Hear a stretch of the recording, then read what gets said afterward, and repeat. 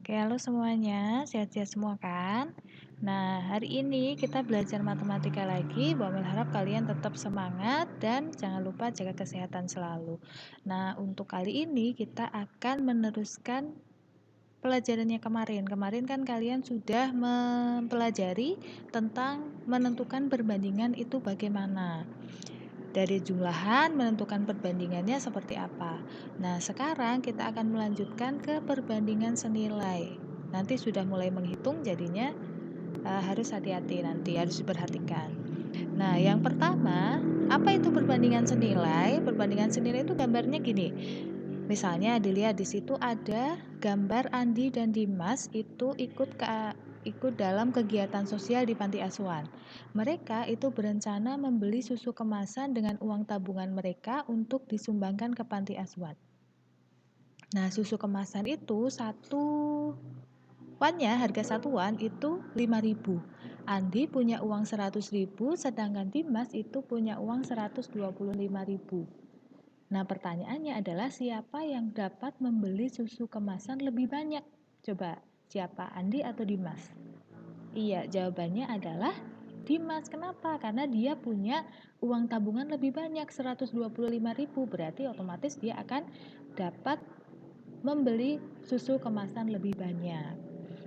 Nah, itu gambarannya dari perbandingan senilai. Gambaran yang kedua itu seperti ini. Tono dan Budi itu bekerja di Sanggar Seni Pak Raden sebagai pelukis keramik. Masing-masing mampu melukis satu keramik dalam waktu 1 jam.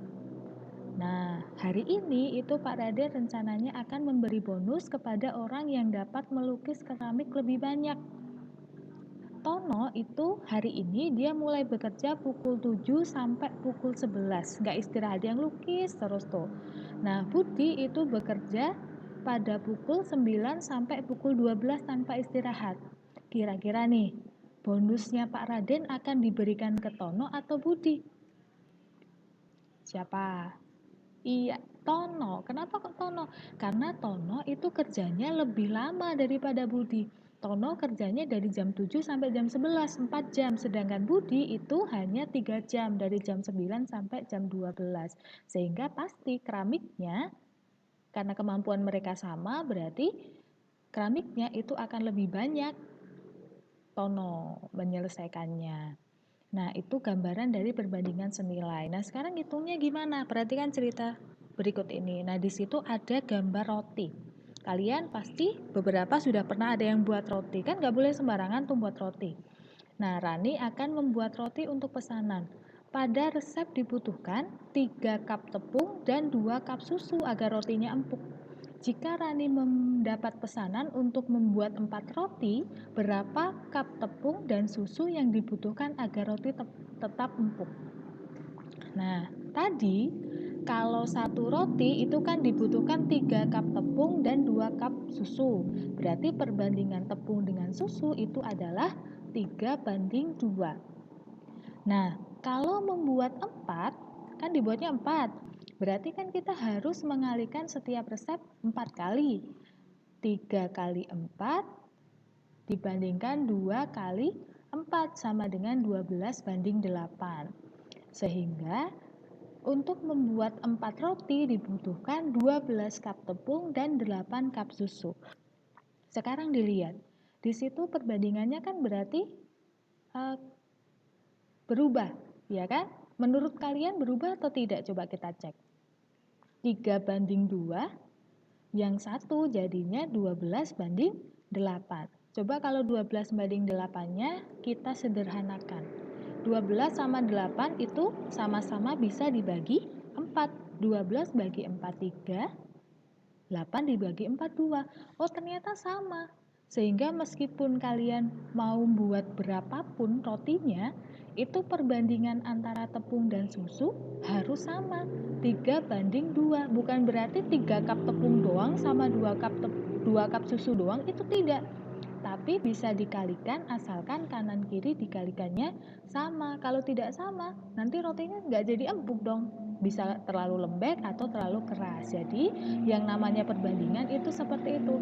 Perbandingan itu harus kekal, harus sama terus sampai kalian mau mengalih, mau membagi itu sama saja. Gitu ya. Terus sekarang yang kedua, menghitung nilai perbandingan. Misalnya nih, perbandingan hasil panen sawah Gina dan Rahayu adalah 2:3. Jika hasil panennya Gina itu 60 ton, maka hasil panen Rahayu berapa? Nah, tadi perbandingannya Gina sama Rahayu 2:3, ya kan? Nah, di situ Gina kan punyanya angka 2 nih, berarti ditaruh di depan 60-nya. Gina hasil panennya 60. Rahayu hasil panennya berapa? Kita harus mencari berapa pasangannya 60 agar 2:3 itu kekal. Gitu ya. Nilainya atau perbandingannya itu sama dengan 2:3. Sekarang dilihat. 2 biar jadi 60 itu diapain? Iya, dikalikan 30, ya kan? Nah, ini berarti juga harus sama. 3 dikalikan dengan 30, jadinya 90. Sehingga ketemulah hasil panen Rahayu itu adalah 90 ton. Ini sama seperti yang tadi, 60 sama 90 kalau disederhanakan terus itu akan menjadi 2:3. Gitu ya. Nah, sekarang pakai cara yang kedua juga boleh. Kalian pas semester 1 kan pernah belajar persamaan linear satu variabel gitu kan. Nah, sekarang kalau kita coba hitung pakai persamaan linear satu variabel. Tadi perbandingannya 2:3 itu bisa diubah menjadi bentuk pecahan. Jadinya 2/3. Nah, sama saja 2:3, 2/3 itu boleh ditulis seperti itu untuk menghitung. Nah, sekarang 2/3 berarti kan 2 itu punyanya Gina, 3 punyanya Rahayu perbandingannya. Nah, kita harus mencari mencari pecahan yang senilai dengan 2/3. Hati-hati menempatkan 60. 60 kan punyanya Gina. Gina tadi 2-nya di atas, berarti 60-nya juga harus di atas. Nah, sedangkan Rahayu itu kan belum tahu kita berapa, itu dikasih nilai N gitu dulu. Nah, selanjutnya itu kita kali silang. Ingat ya, suatu pernyataan matematika boleh dikali silang kalau dihubungkan dua ruas ya, kanan kiri dihubungkan dengan tanda sama dengan. Kalau di sini tambah, kali, bagi, kurang, itu tidak boleh dikali silang. Bolehnya kalau sininya sama dengan, ingat ya. Nah, setelah dikali, 2 kali N yang sana, 3 kali 60. 2 kali N adalah 2N, 3 kali 60, 180. Nah, diingat-ingat lagi. Dulu pas persamaan linear satu variabel, itu kan 2N harus kita ubah biar dia jadi N gitu kan. 2N biar jadi N kita bagi 2. 180 juga adil, harus dibagi 2 juga. 2N/2 sama dengan 180/2, ketemulah N sama dengan 90. Nah, sama seperti tadi pada saat kita menggunakan sifat dari perbandingan yang kekal itu. Jadinya hasil panen Rahayu itu sama, 90 ton hasilnya. Gitu ya. Jadi kalian boleh pakai cara yang pertama tadi, boleh pakai cara yang persamaan linear satu variabel itu boleh. Nah, sekarang yang kedua, misalnya nih, sebuah mobil memerlukan bahan bakar 5 liter untuk menempuh jarak 25 kilo. Berapa bahan bakar yang diperlukan mobil untuk menempuh jarak 60 kilo? Nah, penyelesaiannya, hati-hati ya, 5 liter itu bisa digunakan untuk 25 km. Berarti kita harus mencari perbandingan yang kanan kiri ini sama. Kanan kirinya sama. 5 liter. Kan yang dicari itu berapa liter? Berarti yang sebelah sini belum ada. Nah, sebelah sini itu kan sudah ada nih. Berapa bahan bakar yang diperlukan untuk menempuh jarak 60 kilo. Ini 20 km, berarti 60 km itu harus ada di sisi atau di ruas yang sama dengan yang sama-sama kilometer. Berarti sini 25 km, 60 km-nya kita tulis di bawahnya. Ingat ya, 5 pasangannya 25, berarti dia harus ada di atas semuanya. 60 pasangannya kan yang mau kita cari N, berarti dia harus di bawah semuanya. Jadi harus hati-hati menempatkannya. Selanjutnya, kita cari pakai sifatnya aja. Coba 5 ke 25 itu berarti diapain? Dikali 5 kan?